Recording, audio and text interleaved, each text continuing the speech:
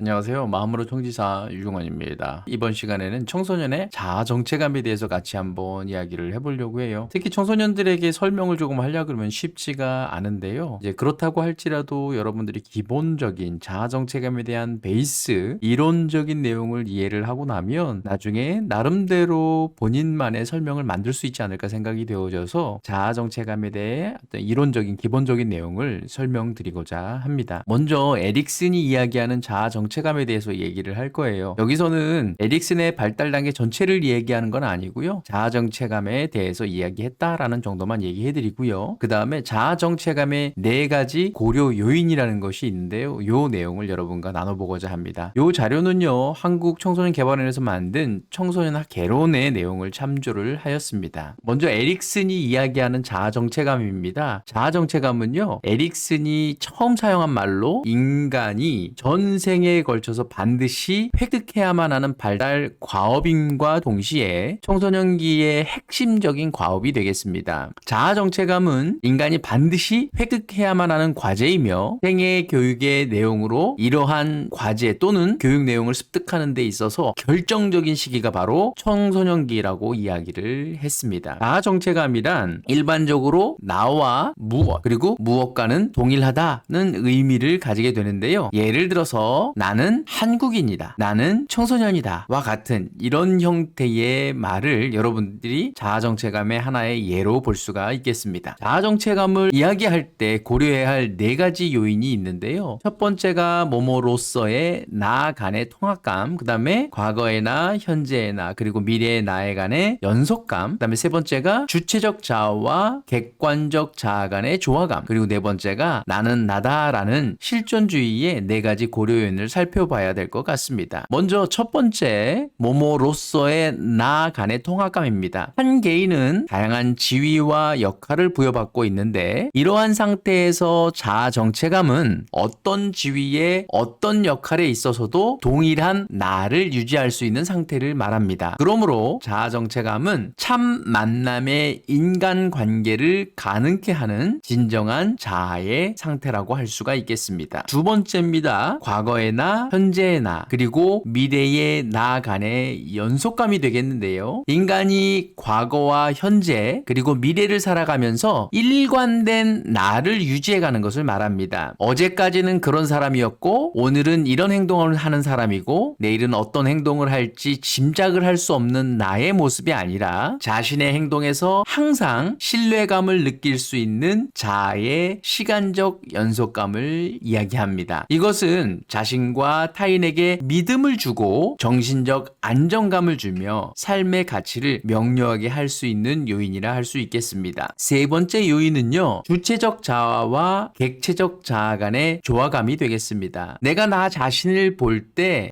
그러니까 주체적 자아가 지나치게 발달하면 다른 사람을 의식하지 못한 채 자신에게만 몰입되어 있는 소위 자기 도취적인 사람이 되어버리게 됩니다. 한편 다른 사람의 눈에 비춰지고 있는 것을 내가 지각할 때나 다시 말하면 객체적 자아가 발달하면 다른 사람의 눈치만을 지나치게 의식하여 결국 자아를 상실하게 됩니다. 자아 정체감은 주체적인 자아와 객체적인 자아의 완전한 조화로서 자신의 존재감을 인식함과 동시에 타인과의 원만한 관계를 발전시킬 수 있는 상태를 이야기할 수 있습니다. 마지막 4번째 요인은요. 나는 나다라는 실존주의의 입장입니다. 나는 실존적 의미로 볼 때 누구로부터의 존재가 아닌 오직 나인 것이다. 이러한 존재는 누구로부터의 간섭도 배제할 수 있는 절대적 자유를 지님과 동시에 오직 나 혼자라는 근원적인 소외감과 불안감을 수반하고 있습니다. 이때 근원적 소외감과 불안감으로부터 벗어나지 못하면 영원한 자기 방종에 빠지게 될 것입니다. 소외와 불안감으로부터 극복하려는 의지에는 자기 선택과 자기 책임을 수반하게 됩니다. 선택에 따라 소외와 불안을 극복하는 것은 험난한 과정이기 때문에 자유인으로서의 자아와 또 다른 자유인으로서의 타아 간의 진정한 만남을 필요로 합니다. 이러한 만남 관계에서 자신의 행동에 대한 완전한 책임이 없다면 자유인으로서의 가치는 없게 됩니다. 그러므로 절대적 자유와 자기 선택, 참 만남, 완전한 책임을 수반하는 실존적 자아의 상태를 자아 정체감이라고 이야기합니다. 여러분들 오늘 자아 정체감에 관련된 이론적인 배경들을 한번 조금 살펴봤는데요. 에릭슨이 이야기한 자아 정체감, 꼭 청소년뿐만이 아니라 성인으로서도 이 네 가지 요인을 한번 빗대어서 내가 자아 정체감을 제대로 가지고 있는지 한번 살펴보시기 바랍니다. 끝까지 경청해 주셔서 감사합니다.